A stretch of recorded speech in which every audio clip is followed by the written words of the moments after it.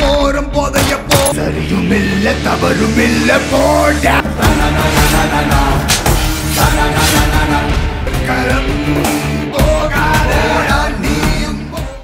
Hai everyone, welcome to Om Rewok Story. Semoga kalian sehat selalu dan diberikan rezeki yang berkah ya. Kali ini Om akan membahas alur cerita film action Tamil lagi yuk. Film yang berjudul Vikram Vedha keluaran tahun 2017 ini mengisahkan tentang perselisihan seorang polisi jagoan yang dihasut dengan seorang mafia kejam. Intinya sih ada kepentingan besar yang membuat mereka menjadi berselisih. Ada misteri apakah di balik itu semua? So, nggak usah pakai lama, bemper Om Rewok Story.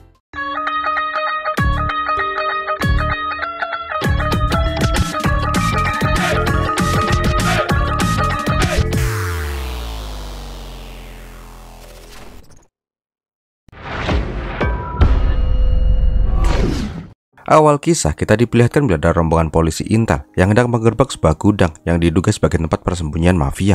Operasi itu dipimpin oleh Inspektur Simon dan Inspektur Vikram. Singkat cerita, semua polisi itu langsung merangsak masuk ke tempat persembunyian mafia itu. Tak pelak baku tembak pun terjadi.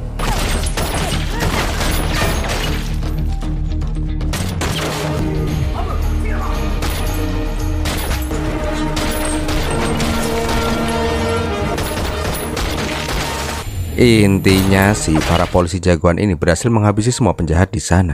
Sampai di saat hanya tertinggal satu orang yang tersisa. Di sini Vikram menanyakan di mana bos mereka yang bernama Vedha, seorang kepala mafia paling berkuasa di Chennai. Namun anak buahnya itu bilang kalau dia tuh nggak tahu di mana keberadaan bosnya itu. Lah, langsung dibunuh dong. Kejam amat, Pak.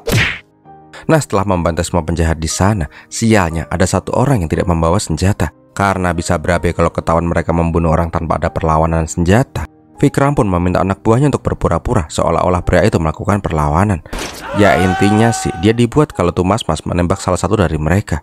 Oh alah, gini toh cara polisi biar cepet naik pangkat. Semoga aja di negara Konoha nggak gini-gini amat ya.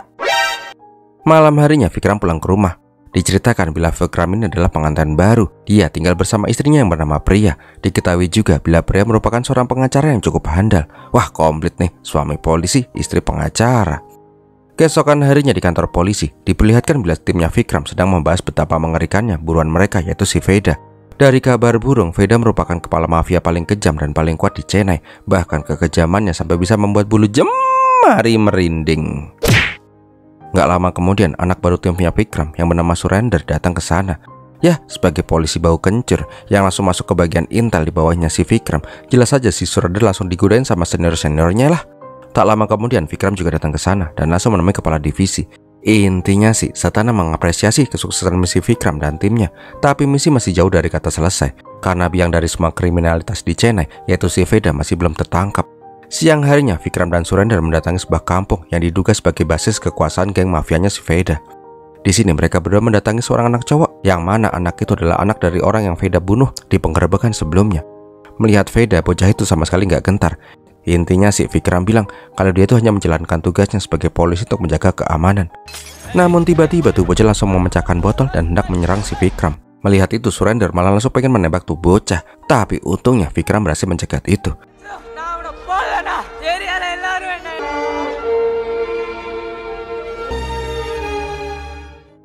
Setelah tuh bocah agak tenang, Vikram menitipkan bocah yatim piatu itu ke sebuah panti asuhan. Nah, setelah kejadian itu, Vikram memberikan wejangan ke Surender. Polisi itu nggak bisa asal menodongkan pistol. Polisi itu harus melihat dari sisi lain dan hati nurani. Tak lama setelah itu, Vikram dan Simon disuruh menghadap kepala satuan. Intinya si kepolisian Chennai meragukan eksistensi dari timnya si Satanam itu. Mereka ragu memberikan kuasa penuh tembak di tempat untuk orang-orang yang dicurigai sebagai penjahat ke divisinya Satanam. Karena dengan kuasa itu malah menuai banyak kritik dari masyarakat. Namun di sini Satanam bilang kalau hal itu memang harus dilakukan karena menghadapi penjahat sekali Vedha nggak bisa main alus. Intinya si kepolisian memberikan waktu beberapa bulan untuk menangkap si Vedha dan jaringannya. Kalau enggak, divisinya Satanam akan dibubarkan. Nah, karena tadi siang mereka ada diomelin sama kepala polisi, malam harinya Simon dan Vikram pun minum ciu bareng. Di sini diperlihatkan bila si Simon dan Vikram itu sudah selayaknya saudara. Suka duga mereka alamin bersama. Pokoknya udah kayak bro banget lah. Keesokan harinya dengan kepala yang masih nyut-nyutan gara-gara ciu, dua polisi jagoan ini pun datang ke kantor polisi. Sesampainya di sana, Satana bilang kalau mereka sudah menemukan tempat persembunyian dari Vedha. Jelas sajalah, kepolisian China langsung mengerahkan semua kesatuan untuk menangkap si Veda. Tapi di saat semua polisi lagi pada bersiap, ada mas-mas yang membawa bakwan jagung berjalan dengan santainya ke kantor polisi. Bahkan sempet-sempetnya dia ngasih tuh bakwan jagung ke Guguk. Singkat cerita, pas melewati detektor logam, mas-mas itu langsung mengeluarkan pistolnya. Bangke jo, ternyata ini orang adalah si Veda, mafia paling bengis dan kejam. GG datang ke kantor polisi sendirian. Tapi om kirain bakalan tembak-tembakan gitu. Ternyata si Veda malah langsung surrender. Tak lama kemudian Veda diinterogasi secara bergantian, tapi tidak ada sepatah kata pun yang keluar dari mulutnya si Veda. Di sini Vikram dan yang lain pun bingung, kenapa penjahat yang paling dicari ini malah menyerahkan diri, tapi pas ditanyain malah membisu. Sialnya, untuk tersangka yang menyerahkan diri, polisi dilarang keras menggunakan kekerasan dalam interogasi. Karena jengkel, akhirnya Vikram sendirilah yang ingin menginterogasi si Veda. Namun pas Vikram masuk dan mematikan kamera, si Veda langsung berubah. Dari Veda yang pendiam, tiba-tiba berubah menjadi Veda yang cerewet. Singkat cerita, setelah ngobrol ngalor ngidul formalitas, Veda bilang kalau dia mau menceritakan sebuah kisah. So, kita flashback ke 13 tahun yang lalu. Diperlihatkan sebuah desa nelayan di Chennai. Saat itu dunia mafia Chennai dikuasai oleh orang yang bernama Ceta. Nah, intinya si Ceta ini lagi mumet karena barang yang seharusnya dia terima harus tertahan karena ada banyak razia polisi. Di saat itu, tak sengaja Veda mendengar percakapan Chennai di telepon. Karena hal itulah, Veda menawarkan diri untuk membawa barang Ceta ke Chennai dengan selamat. Awalnya si Ceta menolak. Lagian pada saat itu, Veda cuma preman receh yang gak berarti. Tapi karena ingin mendapatkan kepercayaan si Ceta, Veda dan gengnya pun malah mengambil alih mobil yang sedang dibawa oleh tangan kanannya si Ceta yang bernama Dili. Gak cuma itu, si Veda malah menabrakkan mobil itu. Alhasil tuh mobil harus ringsek dan diderek. Bangkeknya, cara itu pun berhasil melewati razia polisi dengan lancar jaya. Karena hal itulah Veda di mata Ceta langsung melejit. Karena keberhasilan Veda itu, akhirnya gengnya Veda yang cuma butiran debu sekarang mulai diperhitungkan di kota Chennai. Tapi keberhasilan Veda dan gengnya membuat geng yang lain tidak terima. Diperlihatkan bila si Dili curhat sama kepala mafia Chennai yang bernama Sangu. Dia nggak terima bisnis pengiriman paketnya diambil alih oleh si Veda. Keesokan harinya diperlihatkan bila anak buah Sangu yang bernama Raffi sedang mengumpulkan anak-anak di desa itu. Intinya sih anak-anak itu sedang didoktrin untuk membenci polisi dan dipersiapkan untuk menjadi pengirim barang narkoboy. Gak lama kemudian Veda datang ke sana. Ternyata salah satu dari bocah itu adalah adik dari Veda yang bernama Puli. Veda gak terima kalau adiknya itu dijadiin pion oleh si Raffi. Di sini sempat terjadi ketegangan, tapi untungnya gak sampai adu gebuk. Di rumah si Veda mengomelin si Puli habis-habisan dan melarang Puli ikut-ikutan sama anak-anak nakal yang lainnya. Pokoknya Veda ingin adik semata wayangnya itu sekolah yang benar dan gak masuk dunia kriminal. Karena si Puli ngambek, si Veda pun memberikan hadiah pistol-pistolan. Tembak kakak, cuing cuing cuing cuing. Oh, aku ditembak balon sabun. Ulu masih ngambek. Sini, keramas dulu. Keesokan harinya si Puli akhirnya nurut sama kakaknya. Dia pun berjanji tidak akan ikut-ikutan lagi jadi kurir narkoboy. Di sini Veda juga menyuruh temannya si Puli yang bernama Chandra untuk tidak membuat masalah. Namun pas mau berangkat sekolah, polisi malah menggerbek kampung itu. Seperti yang sudah dipersiapkan, Sangu dan Raffi pun menyerahkan semua paket narkoba itu ke anak-anak agar bisa dibawa kabur dan para mafia itu nggak bisa ditangkap karena nggak ada barang bukti. Tapi bangkeknya, ada satu paket yang belum dibawa bocah. Raffi yang bingung, kebetulan malah ketemu sama si Puli. Intinya sih Raffi menyuruh si Puli membawa tuh paket. Tapi Puli yang udah berjanji sama kakaknya jelas saja ogah dong. Bangkek 1000 bangkek. Malah si Chandra yang kena jebakan Batman karena diiming-imin sama duit. Si Chandra malah membawa paket itu. Sialnya, dari semua anak-anak di sana, Puli dan Chandra lah yang malah ketangkep. Singkat cerita, dua bocil ini ditanyain dari mana tuh paket. Karena melihat Chandra ditabok sama Polwan, Puli pun gak terima. Dia malah langsung ngaku kalau barang itu dikasih oleh si Raffi. Malam harinya diperlihatkan bila si Raffi baru saja dibebasi dari penjara dengan jaminan. Sialnya, banyak paket narkoba mereka yang disita sama polisi gara-gara mulut ember si Puli. Melihat itu, Sangu pun meminta si Raffi untuk memberikan pelajaran ke bocah ember itu. Singkat cerita, si Puli pun langsung diculik sama si Raffi. Bagainya, tangan tuh bocil malah dijadiin sate sama si Raffi. Keesokan harinya, Veda yang mengetahui adik kesayangannya itu disiksa, jelas saja langsung emosi dong. Dengan membawa martil besar, ia pun menumbuk. Siapa yang ditumbuk bos? Udah ganti scene aja. Nah, di masa kini Veda menanyakan, dari ceritanya itu, siapa yang pantas dibunuh oleh si Veda? Raffi yang menyiksa Puli tapi dia hanyalah pesuruh, ataukah Sangu orang yang memerintahkan itu? Di sini Vikram mengatakan, bila dia jadi Veda, dia akan mengeksekusi si Sangu. Dan benar aja, ternyata si Veda membunuh si Sangu pada saat itu. Nah, pas lagi asik-asiknya ngobrol serius, tiba-tiba ada yang menggedor-gedor pintu ruang interogasi. Ternyata orang yang ingin ketemu sama si Veda adalah si Priya. Bangkainya, ternyata Veda itu adalah klien dari si Priya. Tak hanya itu, dengan bantuan kantor pengacara pria bekerja, Veda berhasil dijamin bebas karena tidak ada bukti konkret kejahatan dirinya. Dan tahu nggak, saat ini Raffi itu udah menjadi anak buah dari si Veda. Sebelum Veda pergi, Vikram menanyakan apa maksud dari semua ini. Tapi Veda bilang, temukan sendiri Bor. Bukankah ini pekerjaanmu sebagai polisi? Jangan makan gaji buta dong, kerja gitu loh. Saat di rumah, Vikram marah-marah sama si pria dan menyuruh si pria mundur dari kasus ini. Tapi di sini pria nggak mau karena Veda itu ternyata sudah menjadi klien lama dari kantor pengacara pria bekerja. Melepaskan Veda jadi klien sama saja menghancurkan kantor pengacara itu. Aduh, kaget. Duh, jangan galak-galak dong, kena minyak kan tuh istrimu. Setelah itu, Vikram pengen curhat sama si Simon. Tapi di telepon Simon bilang kalau dia lagi sibuk. Dia lagi pengen menyelidiki cewek yang bernama Chandra di sebuah pabrik kosong. Nah, setelah mendengar nama Chandra, Vikram pun mulai menyadari sesuatu. Dia mengingat-ingat cerita dari si Veda soal puli yang tangannya bolong di sate. Dan sialnya, Vikram menyadari bila orang yang mati dan tidak membawa senjata di penggerebekan sebelumnya itu ternyata memiliki luka di tangannya. Bangkeknya, ternyata orang yang dibunuh Vikram itu adalah si Puli, adik dari si Veda. Wah, ini mah berat nih. Di sini Vikram juga menyadari dari ceritanya si Veda. Veda membunuh Sangu pada saat itu karena Sangulah otak dari yang menyebabkan Puli tangannya bolong.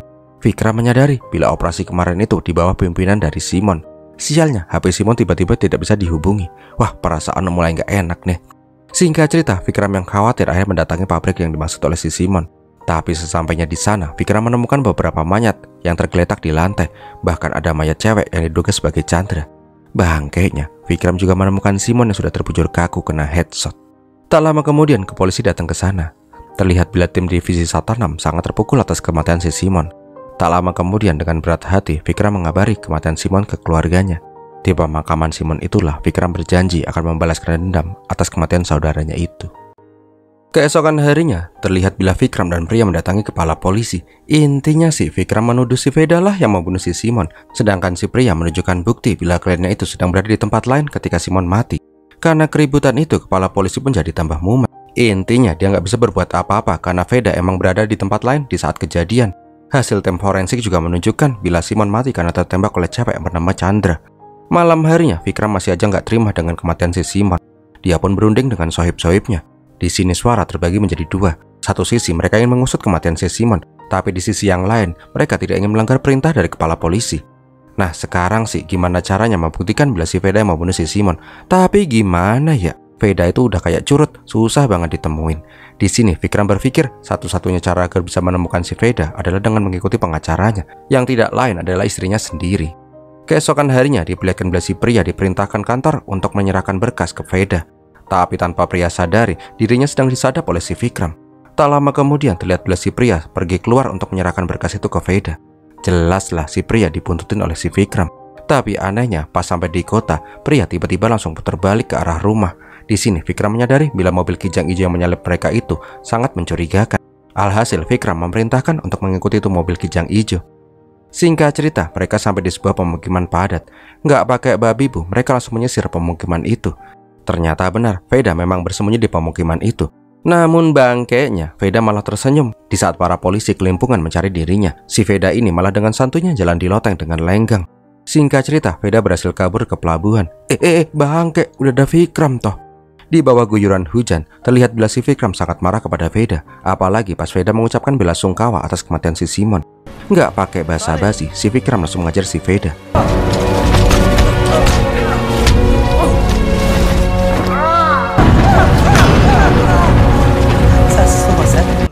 Yakin ini ketua mafia paling kejam di Chennai. Kok lembek amat ya? Digebukin gak ngelawan balik, malah minta tolong-tolong. Dahlah, pokoknya Vikram menanyakan kenapa si Veda membunuh si Simon. Namun di sini Veda bilang kalau saudaranya juga mati di tangan polisi. Ketika sudah puas digebukin, Vikram pun hendak membunuh si Veda. Tapi aksinya harus terhenti karena ternyata sudah banyak orang yang melihat itu. Karena gak mau disalahkan oleh publik, si Veda pun dibawa masuk ke mobil. Malah molor. Pura-pura molor ternyata. Intinya sih sambil minta udut, Veda nanya dia mau diajak ke pelesiran kemana. Singkat cerita, Veda dibawa ke sebuah hutan terpencil. Pas mau dieksekusi itu, bisa-bisanya si Veda bilang kalau dia bisa nyariin spare part motor antik milik si Vikram yang langka kalau dia nggak dibunuh. Nah, ketika Vikram hendak membunuh si Veda, Veda memohon dia ingin bercerita sebagai permintaan terakhirnya. Dan kita pun flashback ke 2 tahun yang lalu. Diperlihatkan bila 2 tahun yang lalu Veda sudah menjadi top mafia di Chennai. Bahkan saking hebat, dia berhasil mengalahkan para preman yang hendak merampok dirinya. Seorang diri lagi, ini baru mafia, nggak kayak tadi, lembek. Di saat itu juga diperlihatkan bila si Puli saat ini sudah dewasa dan membantu kakaknya untuk gelut.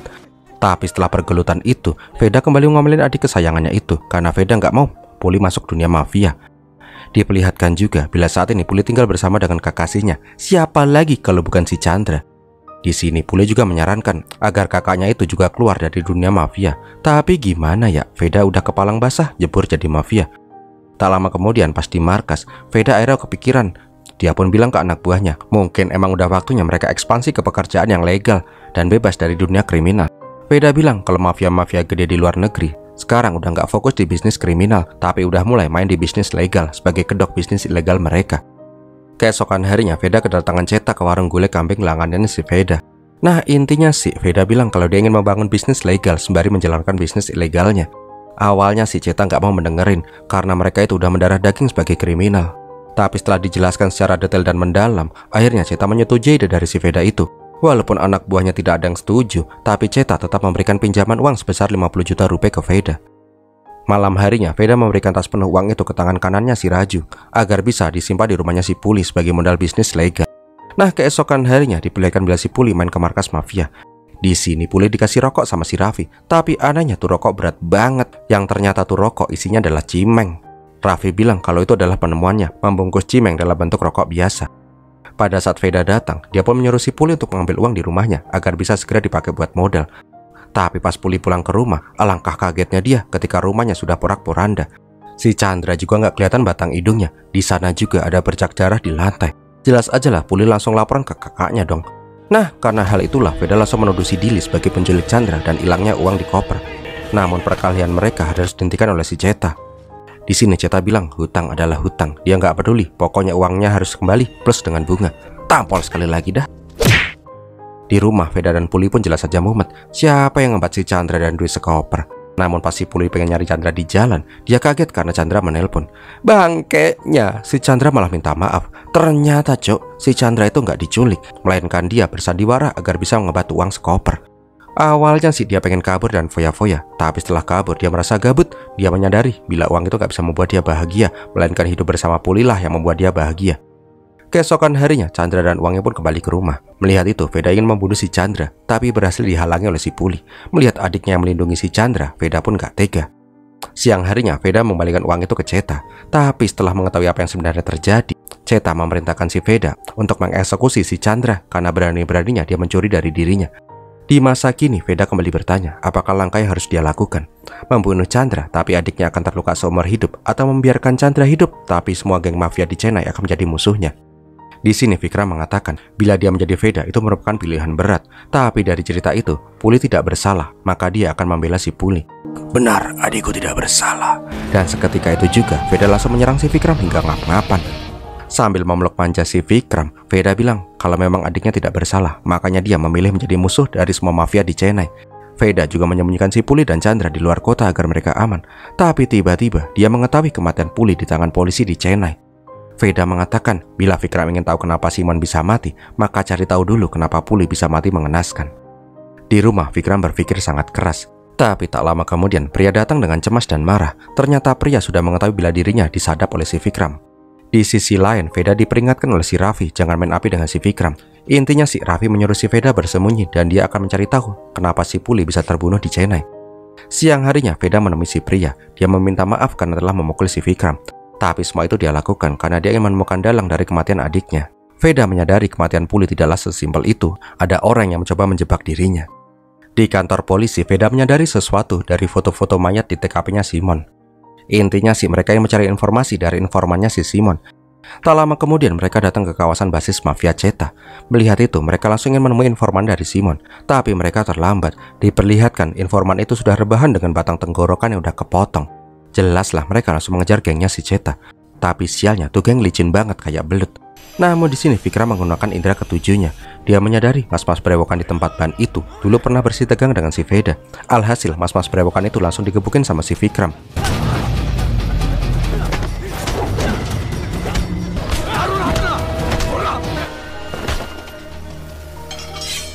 Tapi sialnya, pas menggali informasi dari mas-mas itu, Surrender malah menembak mati mas-mas berewokan itu.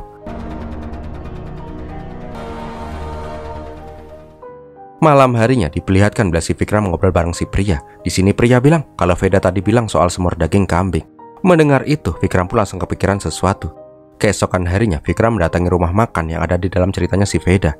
Ternyata selama ini Veda memang memandu si Vikram untuk menemukan keberadaannya. Benar aja, pas Vikram datang ke sana, Veda langsung menelpon. Dia bilang kalau dia punya hadiah untuk si Vikram. Di sini Vikram juga punya informasi untuk si Veda. Ternyata mas-mas berewokan yang kemarin ditembak Surrender itu adalah kaki tangan dari si Raffi. Vikram menyadari karena pas dia menggeledah kamar mas berewokan itu, ada rokok cimeng di sana yang sama persis kayak punyanya si Raffi. Karena informasi itulah Veda mendatangi tempatnya si Raffi. Sedangkan di tempat lain, hadiah yang diberikan oleh Veda adalah spare part langka yang diidam-idamkan oleh si Vikram.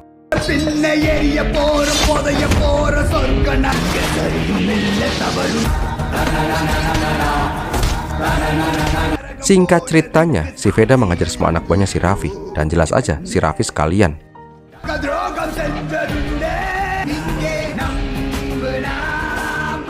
Tak lama kemudian, si Vikram mendatangi pabrik TKP kematian si Simon. Ternyata di sana udah ada si Veda dan si Raffi yang babak belur. Nah, pas menemukan si Veda, Vikram langsung menginterogasi si Raffi kenapa dia mengadu domba polisi dan mafia. Raffi bilang niatnya hanya memancing si Veda untuk keluar agar bisa dieksekusi oleh polisi. Tapi sialnya polisi malah menembak si Puli dan membuat situasi malah menjadi semakin rumit. Alah, ini Veda mafia kejam beneran gak sih toh? Kok kayaknya konyol banget. Nah, sebelum Veda ditembak, dia bilang dia mau cerita lagi. So, kita flashback ke 3 bulan yang lalu.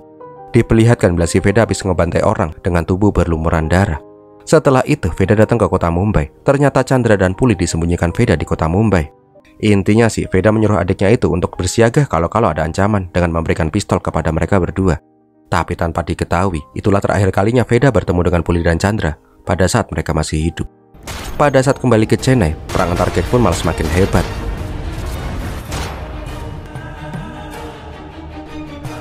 Tapi di saat perang geng itu, Raffi yang sekarang menjadi anak buah Veda ternyata masih menyimpan dendam kepada si Veda. Kesetiaannya ke Sanggu membuat Raffi ingin berkhianat. Intinya sih, Raffi menyewa pembunuh bayaran brewok untuk membunuh si Veda. Tapi om brewok itu nggak berani karena kekuatan gengnya si Veda saat ini sangat mengerikan. Di saat yang bersamaan, kepolisian pimpinan Satanam mulai melakukan pembunuhan terhadap orang-orang yang dirasa sebagai mafia. Ya, kayak Petrus gitulah. Ketemu tembak mati, ketemu eksekusi. Kayak di zaman tahun berapa ya? Pimpinan siapa ya? Lupa. Intinya sih para mafia ditemukan tewas sampai jumlah mafia di Chennai berkurang drastis. Di saat situasi sudah mulai tidak kondusif, Raju dan Raffi pun menyuruh si Veda untuk bersembunyi. Singkat cerita, Veda diungsikan oleh si Raju. Tapi di tengah jalan mereka dibuntuti oleh mobil polisi. Karena kesetiaannya kepada si Veda, Raju jorokin Veda hingga gelinding-gelinding dari atas mobil. Sedangkan si Raju berkorban ditembak Petrus hingga entet. Ternyata orang yang disewa oleh Raffi itu bukanlah pemburu bayaran yang kemarin, melainkan si Simon. Walah, ternyata si Simon itu adalah polisi korup toh. Mengetahui kenyataan itu, Vikram pun gak mau percaya dong. Tapi si Veda bilang kalau Vikram itu adalah kuda berpenutup mata. Dia yang katanya bronya si Simon gak sadar kalau anaknya Simon punya penyakit kritis dan butuh uang buat biaya operasi. Gaji polisi mana cukup buat ngebiayain operasi itu. Setelah berdebat yang cukup alot, dengan santainya Veda ngorok si Raffi hingga tewas. Jelas aja lah si Vikram marah besar dong. Tapi dia gak bisa membunuh si Veda sekarang, karena saat ini hanya Veda lah yang tahu siapa dalang dari semua ini. Tak lama kemudian tim divisi Satanam pun sampai di sana. Di sini Satanam meminta si Vikram untuk tidak perlu lagi mengasut kematian si Simon, karena tim forensik sudah memastikan bila Simon mati dibunuh oleh si Chandra. Tapi dengan analisa dewanya, Vikram pun bisa mengetahui bila Simon itu menyesal telah menerima suap dari Raffi. Alhasil di malam itu Simon berusaha menyelamatkan Chandra yang disekap. Sialnya, pada saat akan melarikan diri, Chandra harus tertembak mati. Dan bangkainya lagi, si Simon juga kena tembak. Namun ada yang janggal ketika forensik bilang Chandra lah yang menembak kepala Simon. Di sini Vikram menyadari kata-kata dari Veda soal dirinya ibarat kuda berpenutup mata. Dia menyadari bila timnya itu akhir-akhir ini bisa memenuhi semua kebutuhan mereka masing-masing dengan sangat mudah. Akhirnya Vikram menyadari yang korup itu bukan hanya si Simon, melainkan seluruh timnya itu. Hal itu karena Vikram menyadari dari ceritanya si Veda bila Chandra itu bertangan kidal, sedangkan tembakan Chandra menggunakan tangan kanan. Karena hal itulah akhirnya Satanam pun mengaku bila emang dirinya yang menjebak si Simon. Dia tahu kalau Simon itu menerima suap dari si Raffi. Karena pengen uang itu, mereka pun menjebak si Simon seolah-olah mati ditembak oleh anak buahnya si Veda. Jelas aja, Vikram jadi ngamuk lah dan langsung menyandera si Satanam. Nah, pas lagi todong-todongan itu, si Surrender yang baru aja dari toilet malah datang. Vikram yang percaya dengan Surrender jelas saja minta bantuan. Tapi bangkainya, ternyata Surrender itu juga polisi korup. Wah. Nah, pas Vikram mau ditembak, untungnya Veda berhasil menyelamatkan si Vikram. Alhasil terjadi baku tembak di antara polisi korup versus polisi jujur dibantu sama mafia kejam.